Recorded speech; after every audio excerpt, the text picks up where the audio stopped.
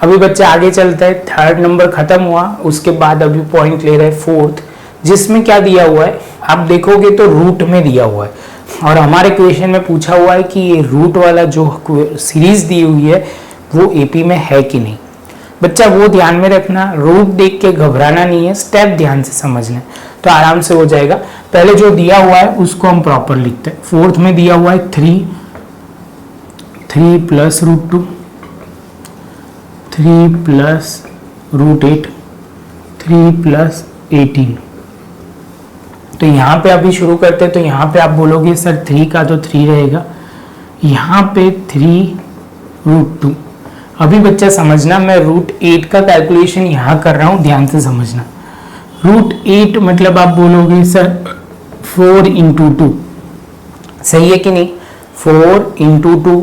जैसे ये मैं लिखूंगा तो आप बोलोगे सर 4 को हम बाहर निकाल सकते हैं, तो ऐसे लिख सकते हैं 4 इंटू रूट 2।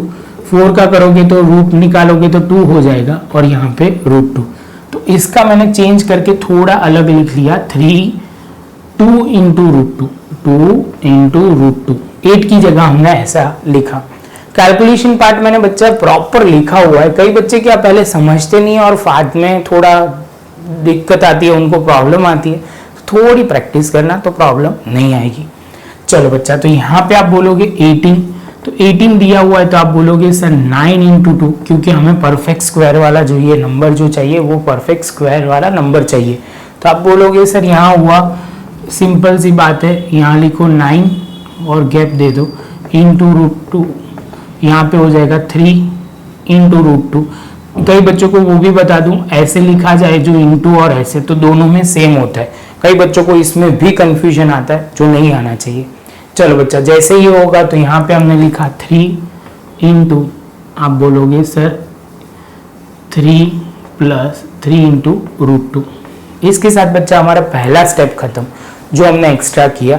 आप बोलोगे हर बार की तरह यहाँ पे A1, A2, A3, A4 ये दिया हुआ है, क्लियर है। आगे चलते बच्चा, तो आप बोलोगे सर यहाँ पे शुरू करते हैं डिफरेंस ढूंढना, तो A2 माइनस A1, तो A2 जो है 3 प्लस रूट 2, माइनस की साइन लगाई और यहाँ पे 3 लिखा, ये 3 कट, तो आंसर आ गया रूट 2।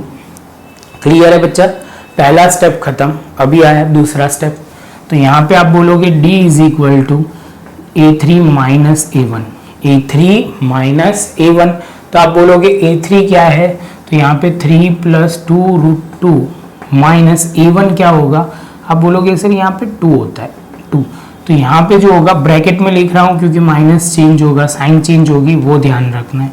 तो ब्रैकेट जैसे रीओपन होंगे, यहाँ पे ध्यान से देखना बच्चा, -3 हो जाएंगे और माइनस रूट 2। कई बच्चों को इसमें बहुत कंफ्यूजन आता है, स्टेप बहुत ध्यान से रखना है, एक स्टेप में भी गलती हुई तो आंसर गलत हो जाएगा। और इतना टफ नहीं है बच्चा, ध्यान रखने की बात है। ये 3 कट हो जाएगा, 2 रूट 2 माइनस 2, तो आप बोलोगे सर, एक सिंपल से बोल रहा हूँ बच्चा, ध्यान से समझना। यहाँ से मैं 2x माइनस x करूँ तो क्या होगा, x होगा ना। सेम वे 2 रूट 2 में से 1 रूट 2 माइनस होगा तो बचेगा क्या, रूट 2। क्या बचेगा, रूट 2। क्लियर है, तो ये भी रूट 2, ये भी रूट 2, तो आप बोलोगे सर आपको तीसरी बार आगे जाना पड़ेगा, जहाँ पे हम बोलेंगे क्या है, तो अभी आप बोलोगे A4 minus A3, A4 minus A3। A4 जो हमारा है वो 3 प्लस 3 रूट 2 माइनस, यहाँ पे ब्रैकेट में लिखेंगे 3 प्लस 2 रूट 2, यहाँ पे आप लिखोगे 3 plus 3 root 2 minus 3 minus 2 root 2, ये 3 कट, 3 रूट 2 माइनस 2 रूट 2। तो आप बोलोगे सर इसमें अभी ऐसा लॉजिक बोलना है, 3 रूट 2 में से, मतलब ऐसे लिख सकते हैं 3x माइनस 2x, तो आप बोलोगे x आएगा। समझ में आ रहा है बच्चा, सेम लॉजिक, 3 रूट 2 में से 2 रूट 2 माइनस करेंगे तो आप बोलोगे सर ये हो जाएगा 2 रूट 2। क्लियर है बच्चा, ये तीनों पॉइंट आपको क्लियर होने चाहिए। थोड़ा मैं मिटा रहा हूँ, वो क्या कि क्लियर हो जाए, क्योंकि जगह चाहिए। तो ये तीनों में रूट 2 कॉमन आ रहा है, मतलब आप बोलोगे कॉमन डिफरेंस सेम आ रहा है, तो ये सीक्वेंस एपी में है।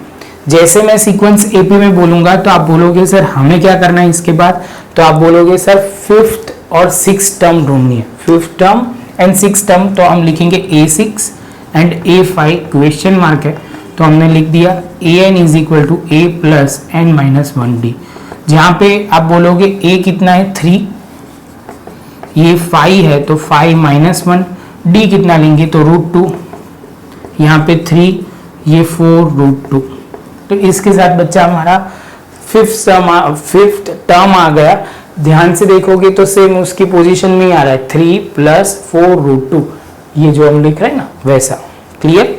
आगे चलते हैं बच्चा, और यहां से हम आगे चलते हैं तो यहां आप बोलोगे A6 इज इक्वल टू, यहाँ पे आप बोलोगे 3 6 माइनस 1 √2, तो ये 3 हो गया, ये 4 √2, ये हमारा आंसर हो जाएगा।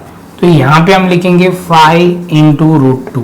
देखो बच्चा, अभी जो पॉइंट है वो थोड़ा ध्यान से समझना है। कई बच्चों को वो कंफ्यूजन आता है कि सर हमारा आंसर ये है ही नहीं। तो बच्चा आंसर तो वही है, लेकिन वो बोल रहे हैं कि ये वाले टर्म में दो, यहाँ पे जो दिया था ना वो टर्म में। तो देखो ये हम सिंपल तरीके से समझ लेते हैं, थोड़ा मैं गायब कर रहा हूँ ये बीच में से, तो क्लियर हो जाएगा। ये आंसर तो बेसिकली हमारा आ गया है, लेकिन इससे आगे एक स्टेप देखना है। तो आप बोलोगे सर 3 प्लस 4 √2, 3 प्लस 4 √2, इसका मतलब क्या हुआ? तो आप बोलोगे सर इसका मतलब ये हुआ कि ये √2 जो है वो 4 टाइम्स आ रहा है। समझ में आ रहा है? आप बोलोगे सर इसको थोड़ा और प्रॉपर समझते हैं। देखो बच्चा, यहाँ पे आपको वो समझना है कि जैसे मैंने यहाँ पे लिखा था 9 इंटू √2, तो आप बोलोगे सर ये 9 था, उसका आपने किया तो स्क्वायर रूट निकाल के 3 लिख दिया था। समझ में आ रहा है? तो इसको हमें थोड़ा उल्टा जाना पड़ेगा। तो ये 4 √2 है, इसका मतलब ये हुआ ये 16 है, और यहाँ पे हम लिखेंगे इंटू 2, क्योंकि ये रूट में जब आता है तो 32। तो आंसर इसको लिखना है 3 प्लस 32। समझ में आ रहा है? क्योंकि यहाँ हमें स्क्वायर करना है बच्चा, उल्टा जाना है। देखो ये 3 था तो हमने इसका स्क्वायर किया, 9 हो गया, तो 9 इंटू 2 18 हो जाएगा। समझ में आ रहा है बच्चा? सेम स्टेप फॉलो कर रहे हैं। तो आप बोलोगे सर इसका मतलब ये हुआ ना, यहाँ 5 इंटू √2 है तो ये 25 हो जाएगा, इंटू आप बोलोगे सर 2, और ये अपॉन इंटू मतलब ये रूट में आ जाएगा, तो ये आ जाएगा 50। तो एकदम सही है बच्चा, 3 प्लस √50। इसके साथ बच्चा अब बोल सकते हैं हमारा सम खत्म। प्रॉपर शांति से लिख लो, ये समझना ध्यान से, रूट वाला कंफ्यूज मत होना, बहुत इजी होता है, बस खाली थोड़ा फोकस और ध्यान रखना होता है। मिलता है बच्चा नेक्स्ट लेक्चर में नए एक पॉइंट के साथ। वीडियो अच्छा लगा हो बच्चा तो लाइक शेयर सब्सक्राइब जरूर करें। मिलेंगे नए लेक्चर में नए एक टॉपिक के साथ।